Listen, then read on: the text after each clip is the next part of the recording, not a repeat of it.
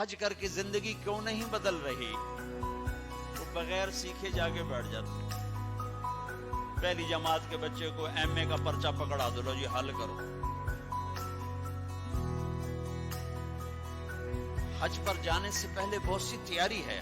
جیسے ابھی آپ کو سحری تیاری کے لیے جمع کر رہے ہیں، یہ لے جانا ہے، وہ لے جانا ہے، یہ لے جانا ہے، وہ لے جانا ہے، یہ نہیں لے جانا، وہ نہیں لے جانا.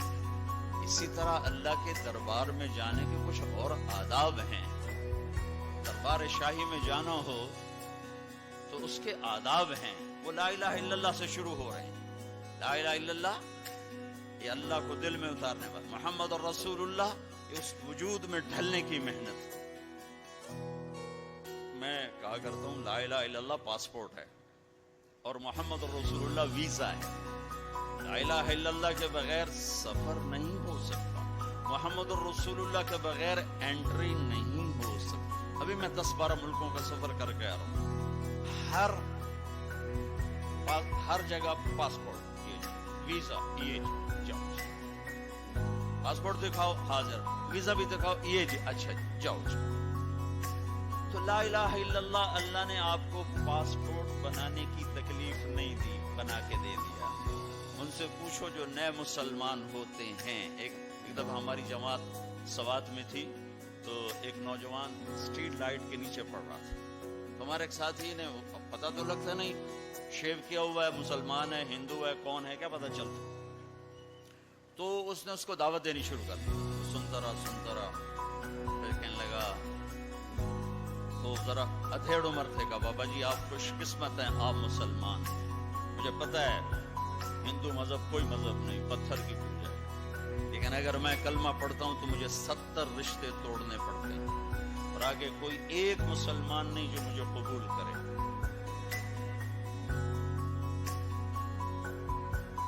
مجھے قبول کرنے والا کوئی نہیں، اور جن 70 رشتوں کو توڑوں گا اس کا آگے مسلمانوں کے پاس متبادل کوئی نہیں. مجھے پتہ ہے ہمارا کوئی مذہب نہیں ہے، لیکن میں بندھا ہوا ہوں. تو ہم اللہ کا شکر ادا کریں. پاسپورٹ اس نے بنا کے دے دیا.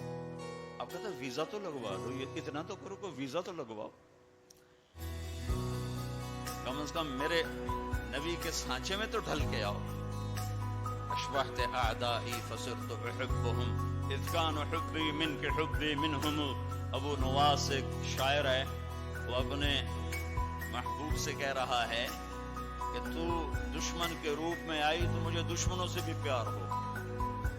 تو نے میرے دشمن کا روپ دھارا تو مجھے دشمنوں سے بھی عشق ہو گیا کہ تیری جھلک جہاں بھی ہوگی مجھے وہ پیاری لگی. تو یہ پہلا سبق ہے، لا الہ الا اللہ محمد رسول اللہ. لا الہ الا اللہ اتنا اندر میں اترے کہ وہ بیج کی طرح اور گٹھلی کی طرح اپنی گھونپل کو باہر نکالے. پھر وہ محمد رسول اللہ درخت بن کر پورے وجود پر چھائے اور پوری زندگی پر چھائے. تو یہ پہلی محنت.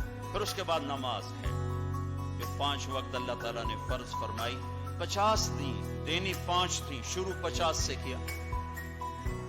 جب 5 ہی دینی ہے تو 5 سے شروع فرماتے. میرے حبیب 5 نماز 50 پتہ ہے نہ پڑھی جا سکتی ہیں نہ دینی ہیں، صرف اس کی عظمت اور اہمیت بٹھانے کے لیے کہ وما خلقت الجن والانس الا لیعبدون.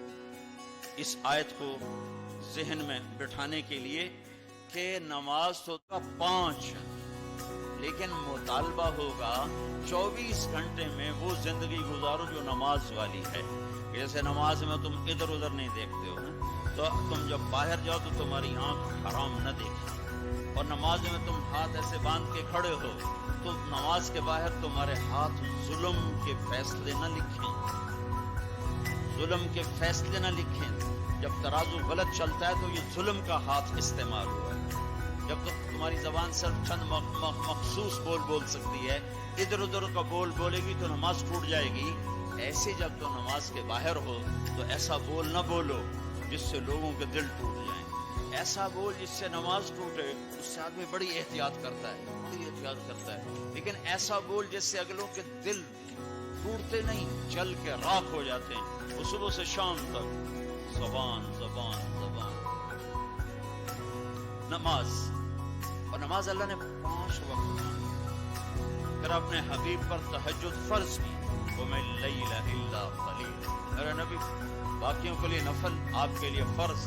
رات کو میری آپ کی بات ہونی چاہیے. کیوں کہ ان لک فی النہار سبحا طویلا، آپ دن میں بہت مصروف رہتے ہیں دعوت تبلیغ کے کام میں، لہذا رات کا کچھ حصہ مجھے دیں جس میں میری اور آپ کی بات.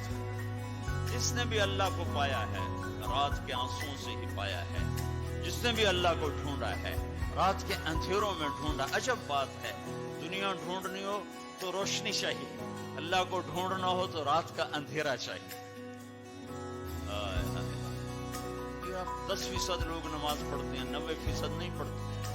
حج پہ جا کے بھی نہیں پڑھتے. عادت ہی نہیں پڑھی ہوئی تو حج کے جا کے بھی نہیں پڑھتے. نماز. تیسری چیز ہے زکوٰۃ، جو اللہ نے مالدار پر فرض کی.